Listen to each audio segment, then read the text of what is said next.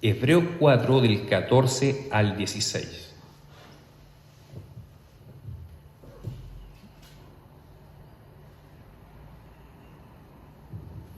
Hebreos 4 del 14 al 16. Dice así la palabra del Señor. Por tanto, teniendo un gran sumo sacerdote que traspasó los cielos, Jesús, el Hijo de Dios, retengamos nuestra profesión, porque no tenemos un sumo sacerdote que no pueda compadecerse de nuestras debilidades, sino que uno que fue tentado en todo según nuestra semejanza, pero sin pecado.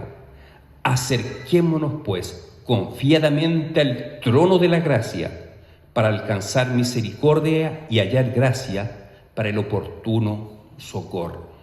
Oremos, hermanos. Señor, estamos aquí, delante de ti, delante de tu presencia. Queremos escuchar tu palabra y te rogamos que tu Espíritu Santo nos ayude a concentrar nuestras mentes en tu palabra y ver cómo tu palabra afecta nuestras vidas para ser animados, consolados, edificados por medio de tu palabra. Te lo pido, Padre, en el nombre de nuestro Señor Jesucristo. Amén. Yo sé, hermano, que todo cristiano auténtico anhela en su corazón agradar al Señor, vivir una vida en santidad, alejarse del pecado. Es un sentimiento propio, un deseo propio de todo hijo de Dios. Lamentablemente, muchas veces las personas que están en la iglesia viven una especie de polaridad notoria. Hay días que se sienten muy espirituales y otros días se sienten agobiados por sus pecados. Yo cuando llegué a la iglesia hace muchos años, cuando era un adolescente, tenía un amigo en la iglesia que le había llegado poco antes que yo. Era como 10 años mayor que yo, pero hicimos buena relación, buena amistad. Y mi amigo, habían cultos en que se deleitaba profundamente en la presencia de Dios. Parece que estaba literalmente en el cielo. Pero habían semanas que estaba por el suelo. Decía, soy el peor pecador. Esta semana hice tal y cosas innombrables, la verdad. Entonces vivía en esa especie de polaridad, altos y bajos. Y al final mi amigo terminó alejándose de la iglesia. Un día me dijo, no quiero ir más a la iglesia porque soy un hipócrita. Voy a la iglesia y al día siguiente estoy pecando abiertamente. Y prefiero, me dijo, ser un pecador honrado que un cristiano hipócrita. Y dejó de ir a la iglesia y se alejó por muchos años, al parecer para siempre, de la iglesia. Digo al parecer porque la última noticia que tuve de él el año pasado es que le dio un infarto al corazón y falleció.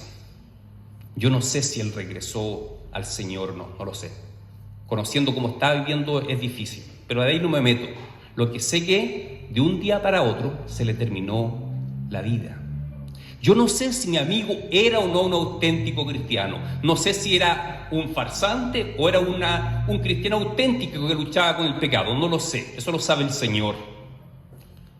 Pero sucede muchas veces que en la iglesia, que en nuestro entorno, hay personas que viven esta polaridad. Un día se sienten en el cielo, inundados de santidad, y otro día se sienten agobiados, sofocados por su pecado. En algunas ocasiones es porque la persona nunca ha conocido realmente al Señor. El Espíritu Santo no ha obrado en su vida. Por lo tanto, es un inconverso, es un falso cristiano. Y en otros casos se debe a que las personas no saben lidiar con el pecado porque no tienen una comprensión adecuada de la gracia de Dios. Y este sermón, este texto nos habla de la gracia de Dios, cómo aplicar la gracia de Dios en relación a nuestros pecados. Leí Hebreos que tienen sus cosas especiales. ¿Qué tiene de especial Hebreo? De partida, que no se sabe quién escribió este libro. No se sabe. La mayoría de las cartas del Nuevo Testamento fueron escritas por Pablo, otras por Pedro. Pero en los primeros siglos de la Iglesia, en la era patrística, algunos de los llamados padres de la Iglesia atribuían este libro al apóstol Pablo y otros lo atribuían a Bernabé. En la época de la Reforma, Lutero se lo atribuyó a Apolos. Y en tiempo más reciente, algunos eruditos han propuesto a Priscila como el autor de este libro. No hay un acuerdo. En aquella época no existían los derechos de autor. La verdad es que casi ningún libro de la Biblia, a excepción de las cartas de Pablo, tiene registrado el nombre del autor. Hoy en día, cuando un autor escribe un libro, obviamente pone su nombre o su seudónimo para darse a conocer. Quiere que todo el mundo se entere que él escribió un libro, quiere hacerse famoso y obviamente quiere vender sus libros. En esa época no era así. Las personas querían pasar desapercibidas, más le importaba el mensaje que estaban transmitiendo. Es así como los evangelios, los 4 evangelios, ninguno lleva registrado el nombre del autor. Más tarde, en el siglo II, la tradición de la Iglesia reconoció, le atribuyó la autoría a Mateo, Marcos, Lucas y Juan. Pero en el texto mismo no está la firma, no dice yo Juan, yo Mateo, sino que se tomó la deducción por la tradición de la historia, de la Iglesia.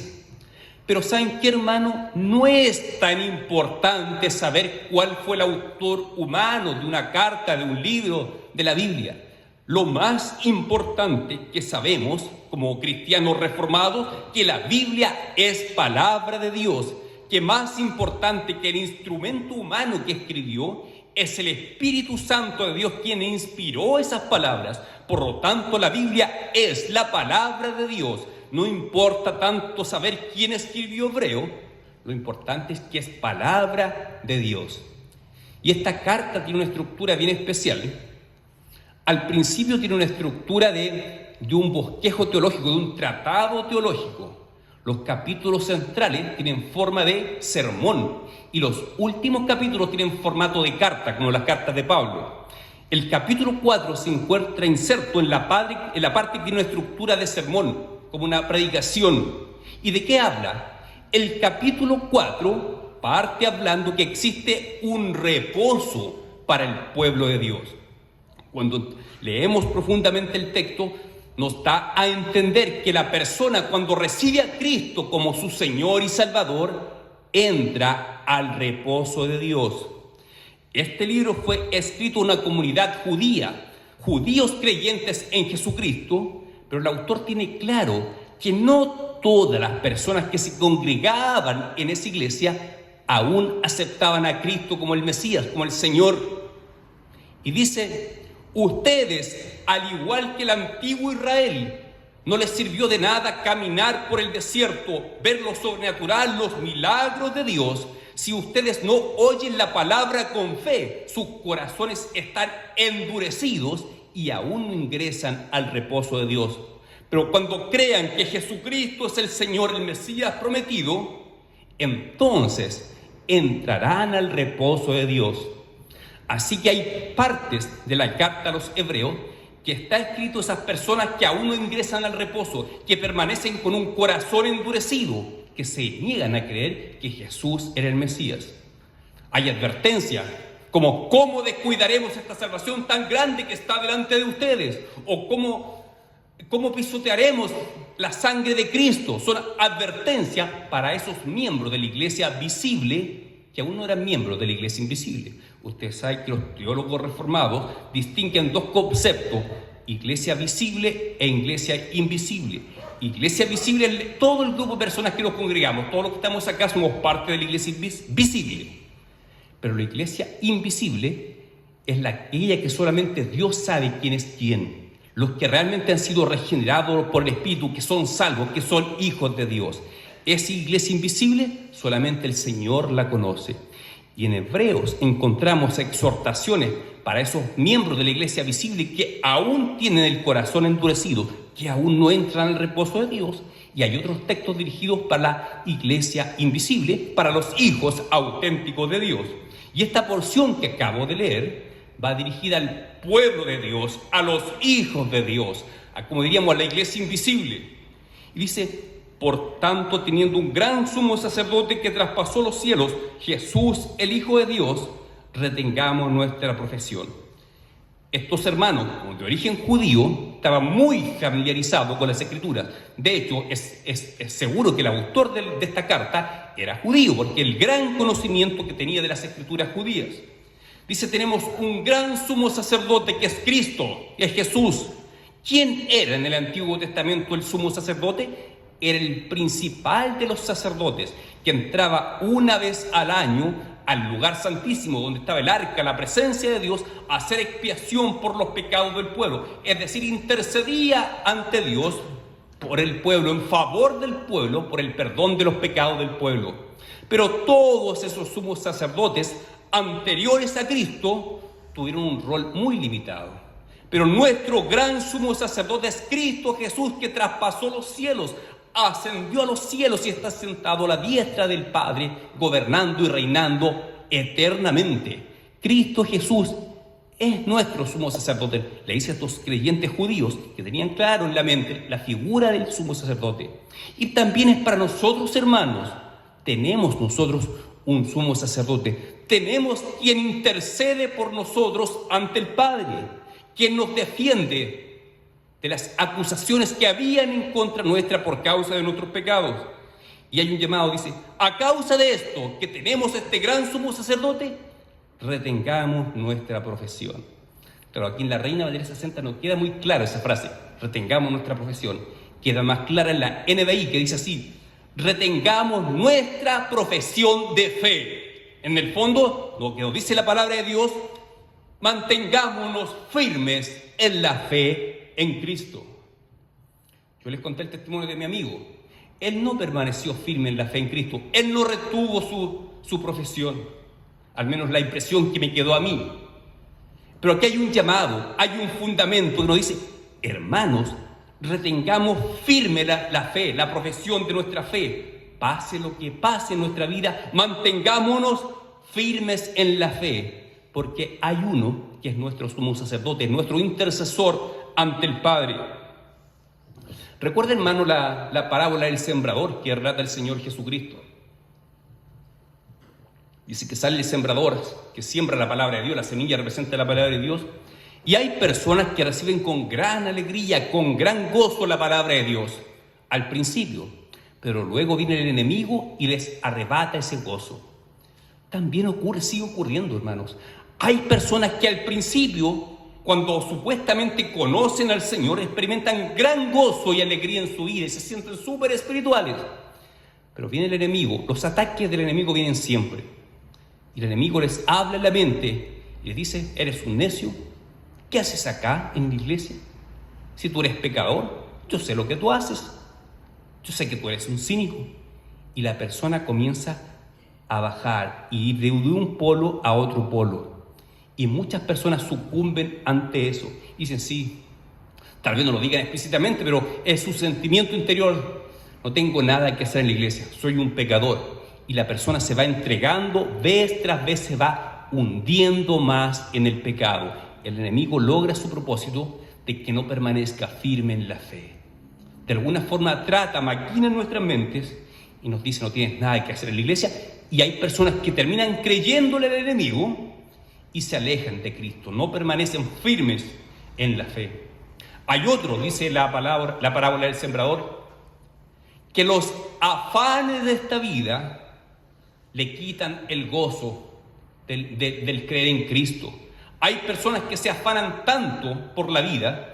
Está bien afanarse, preocuparnos del día a día, de qué vamos a vivir, preocuparnos de nuestros bienes materiales, de tener un buen trabajo, de armar empresas, ¿por qué no?, de tener un negocio. Está bien preocuparse de adquirir bienes materiales, claro que sí, está muy bien. Si uno no es bendecido económicamente, no tiene cómo ayudar al otro, aunque siempre tendremos algo que compartir. Pero mientras más somos bendecidos por el Señor, más podemos bendecir a otros. Así que está del todo correcto buscar el bienestar material.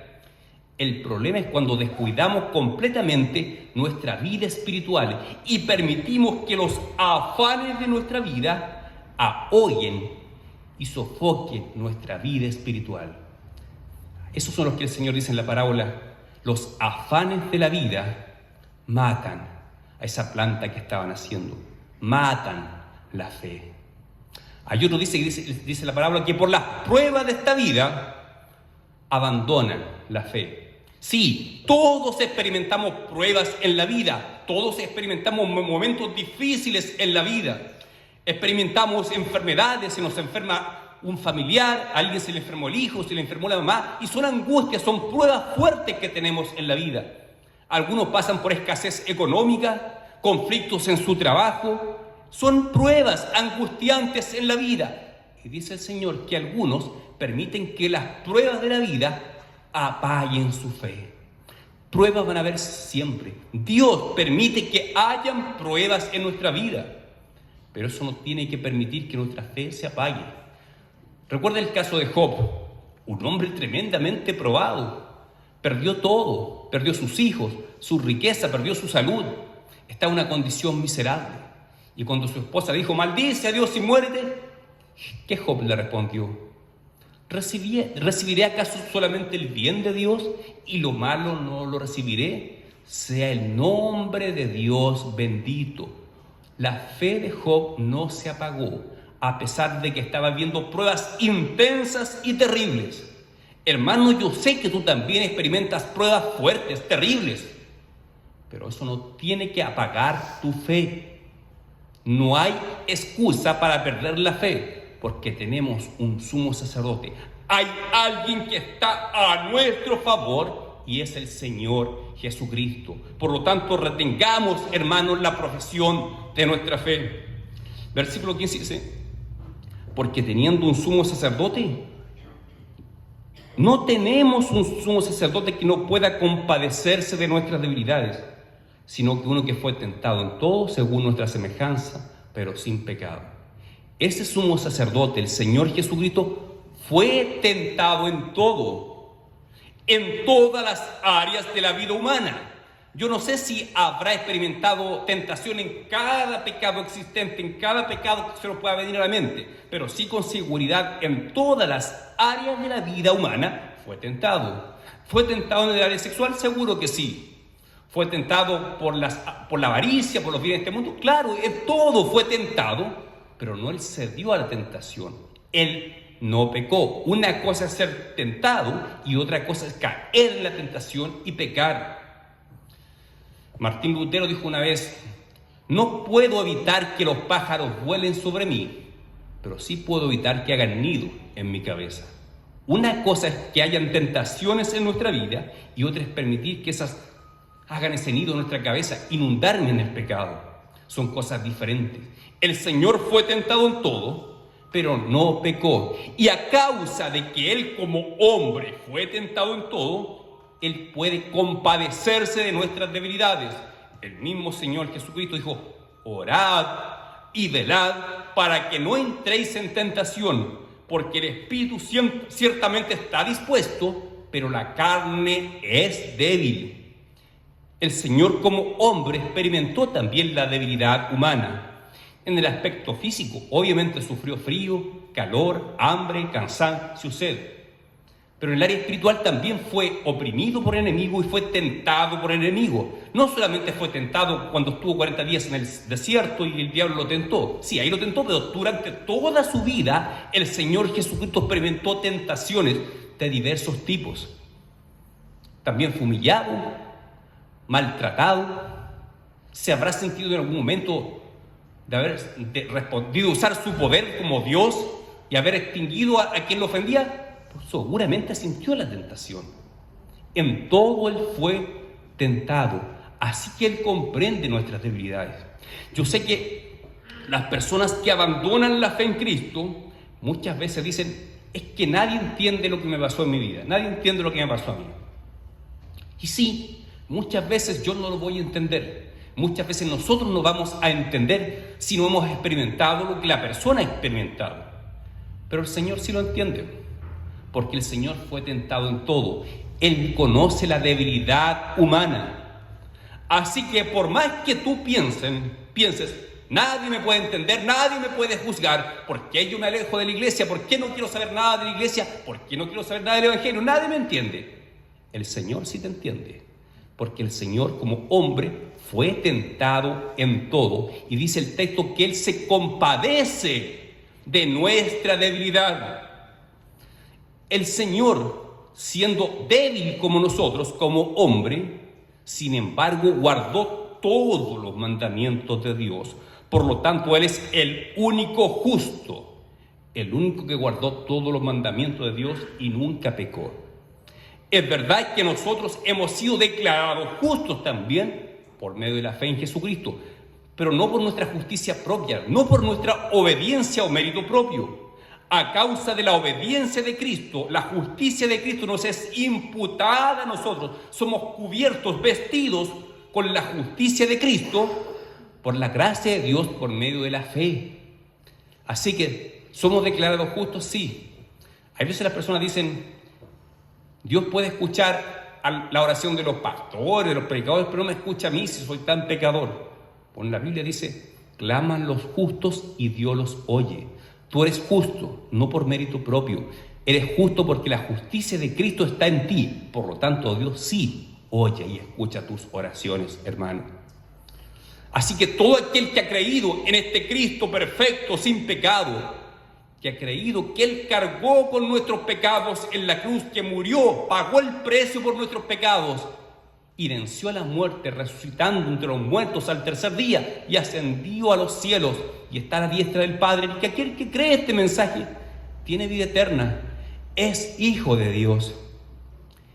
Y recuerda, el Señor se compadece de tus debilidades.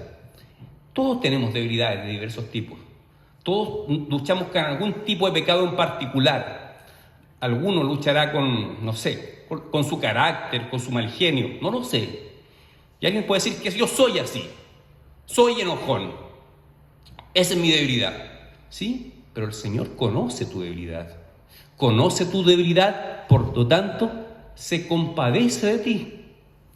Y por lo tanto, retomo el ejemplo inicial. Hay gente que se siente agobiada por sus pecados estando en la iglesia. Hay días que está felices, se siente el más espiritual. Pero esa polaridad espiritual lo hace muchas veces sentirse un horrible pecador y siente el deseo de ya no volver a la iglesia. Siente tentado a entregarse al pecado. Y hay personas que lo hacen, lamentablemente, pero tú no tienes por qué hacerlo. ¿Y por qué no tienes que hacerlo? Porque tienes a alguien que está a tu favor, el Señor Jesucristo. Y Él conoce tu debilidad, no solamente la conoce, sino que no es indiferente a tus debilidades. Él se compadece de tu debilidad. Y Él sabe cómo superar esas debilidades. Por lo tanto, ¿qué es lo que tenemos que hacer nosotros cuando nos sentimos como inundados por nuestros pecados y sentimos que no tenemos cómo vencer el pecado?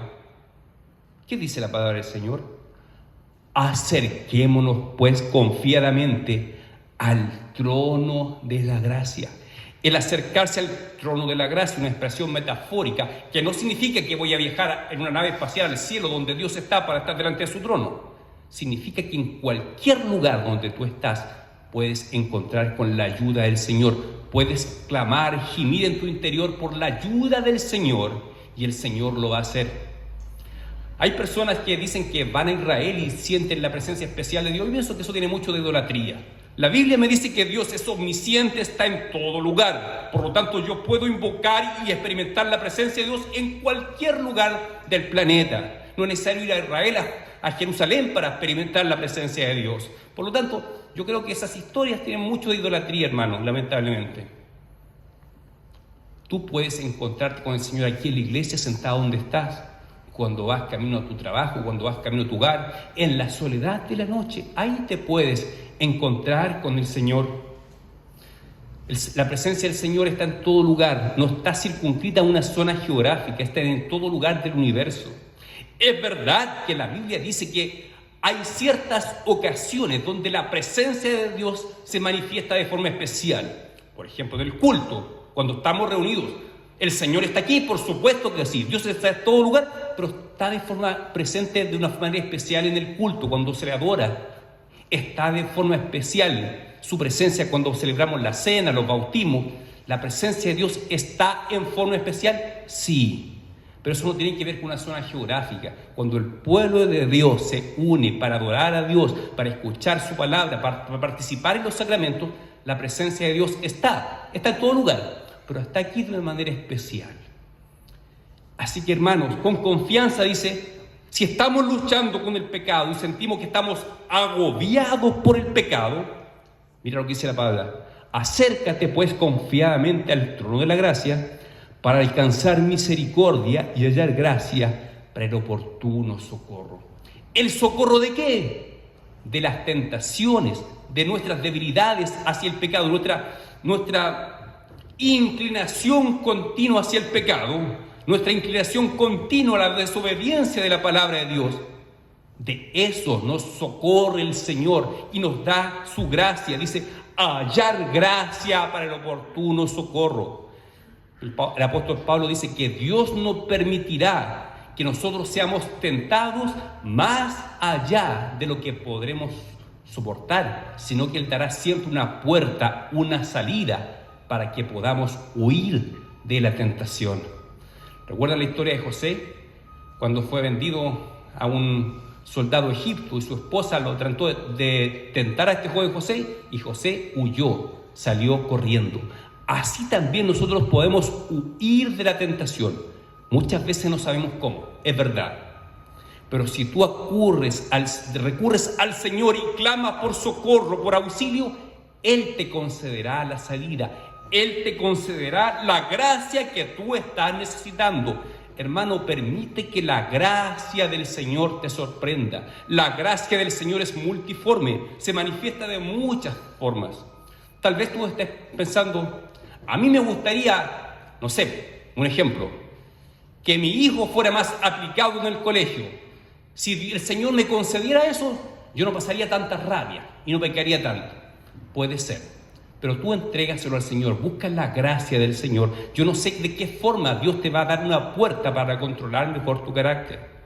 Tal vez alguna hermana puede decir, la gracia que yo necesito que Dios transforme a mi esposo para que mi esposo me trate con dignidad. Sí, el Señor lo puede hacer. Ahora no sé si será esa la salida que Dios tiene para ti. No sé cuál es la gracia que Dios va a manifestar en tu vida. Pero Dios sí tiene una salida para ti. Dios sí tiene una gracia especial para ti. Algún esposo puede decir, yo sería un mejor siervo de Cristo, más comprometido si mi esposa fuese más cariñosa conmigo. Bueno, entrégaselo al Señor, hermano. Permite que la gracia del Señor obre. No apures tú los tiempos. No trates de fabricar cosas artificialmente. Acude al Señor. Entrégale tus debilidades al Señor y permite que la gracia del Señor se manifieste en tu familia. El Señor va a obrar. Pero el problema es que muchas veces seguimos luchando contra el pecado, contra las dificultades, y parece que damos golpes en el aire. No obtenemos ningún resultado. A veces nuestros esfuerzos terminan siendo más destructivos que constructivos. Pero cuando acudimos al Señor y le pedimos que su gracia se manifieste, Él lo hace. Santiago dice en su carta, Él da mayor gracia a los humildes, más al soberbio lo mira de lejos, citando a Santiago un proverbio. Claro, cuando tú te crees tan soberbio y dices, yo puedo luchar contra el pecado. Yo tengo un familiar que está en la droga y él dice, ¿para qué me habláis tanto de eso si yo cuando quiero dejo la droga? Siempre me dice eso. Lleva años diciéndome eso y todavía no lo deja. Las personas cuando creen que ellos pueden vencer, se hacen soberbios. Y muchas veces nuestra soberbia impide que la gracia de Dios se manifieste en nuestra vida. Acércate al Señor, acércate al trono de Dios, acércate con humildad, confiésale tus debilidades al Señor. Con el Señor no necesitas ocupar palabras políticamente correctas, tan educadas. Abre tu corazón con sinceridad como le harías a un amigo íntimo. Dile, Señor, esta es mi debilidad. Yo siempre peco porque me sucede esto y esto. Necesito de tu gracia. Necesitamos una mayor comprensión de la gracia de Dios en nuestra vida. Hermano, la gracia de Dios está disponible para nosotros. Está disponible porque el Señor conoce nuestras debilidades. Él como hombre experimentó las mismas debilidades y tentaciones que nosotros. Y Él no es indiferente a nuestra debilidad. No es indiferente a las pruebas que experimentamos en la vida. Alguien con un poco conocimiento bíblico capaz que diga, pero ¿qué sabe Dios? Dios sabe mucho. Él se encarnó, se hizo carne y vivió como nosotros. conoce y se compadece de nosotros y nos invita a recurrir al trono de la gracia. Yo no sé cuál es la gracia que tú necesitas, no sé cuál es tu debilidad, pero el Señor la conoce y está dispuesto a escucharte. Y si vamos a Él en humildad y fe, Él promete derramar su gracia sobre nosotros. Por lo tanto, busquemos esa gracia. No nos vamos a encontrar con un portazo de parte de Dios diciendo, no, la gracia no es para ti. No, la gracia de Dios es para el que la busca. Claro, porque tú no la vas a buscar porque se te ocurrió simplemente. Es el Espíritu Santo de Dios que mora en ti el que te hace anhelar esa gracia. Si el Espíritu Santo te está hablando, está tocando tu corazón y te está haciendo tomar conciencia que tú necesitas de la gracia de Dios, entonces tú acércate con confianza al trono de Dios y Dios está dispuesto a darte gracia para superar tus debilidades y tu lucha con los pecados. Que Dios te bendiga, querido hermano. Vamos a orar. Señor, necesitamos tanto de tu gracia, Padre. Muchas veces nos sentimos agobiados y no sabemos cómo luchar contra el pecado, no sabemos cómo luchar con nuestras debilidades. A veces los afanes y las pruebas de la vida nos agobian y uno termina hundiéndose en el pecado. Te pedimos perdón y enséñanos que tu Espíritu Santo nos guíe cada día a buscar esa gracia que tú prometes dar a tus hijos. Alabado seas tú para siempre, Señor nuestro. Amén.